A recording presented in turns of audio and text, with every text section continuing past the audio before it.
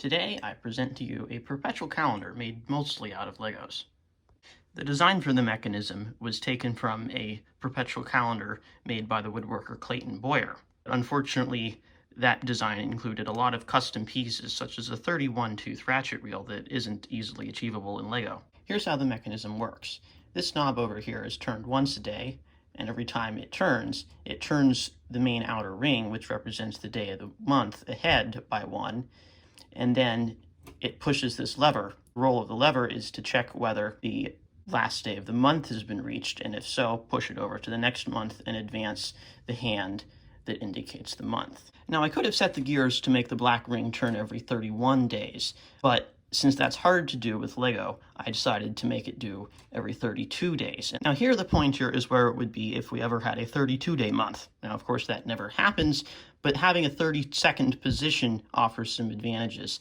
For example, when the lever is able to grab the peg and pull it around and advance the month, it's never the knob that's pushing the ring around, and that allows the mechanism that advances the month now to February to be powered only by the motion of the lever. So here we're on February 25th. Let's continue to turn. February 26th, February 27th, February 28th, March 1st. And now notice the lever is no longer falling to the 28th position because March is a 31-day month. Now the month is encoded using that chain with pegs in it. There's a rod on the end of the lever that bumps into each peg, which controls how far the lever can fall. Here it's still on March, and now as I turn to April 1st,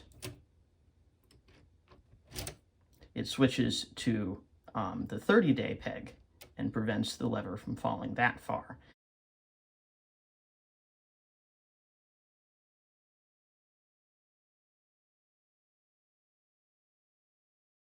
Now we're on March 25th,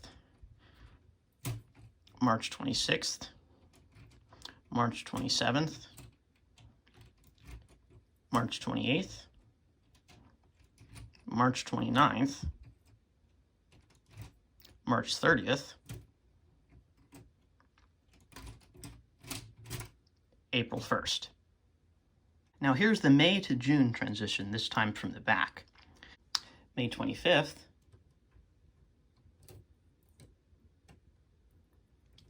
May 26th, May 27th, May 28th,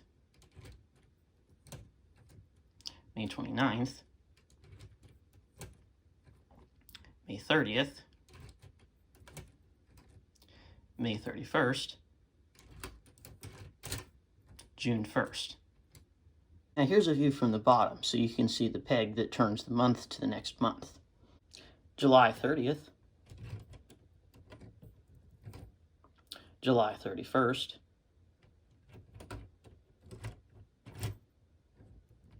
August 1st.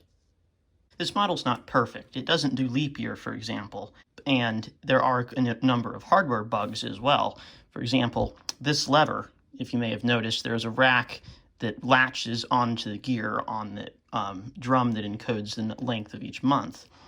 That releases when the crank passes the revolution point where the lever at the top would pull the main dial to the first of the next month. And in some cases, when that rack releases, it allows the month encoding drum to slip and the lever at the top falls farther than it should. On the take where I went from May to June, I was actually holding the drum in place with my hand to keep it from doing that. And the pegs on the drum aren't actually official Lego parts. They're atoms from a molecule model set. But anyway, that's all there is to it. It's mostly cams and levers and not a lot of gears, but it works. I've got some even more advanced Lego builds coming up, so be sure to subscribe so you don't miss any of them. And thank you for watching.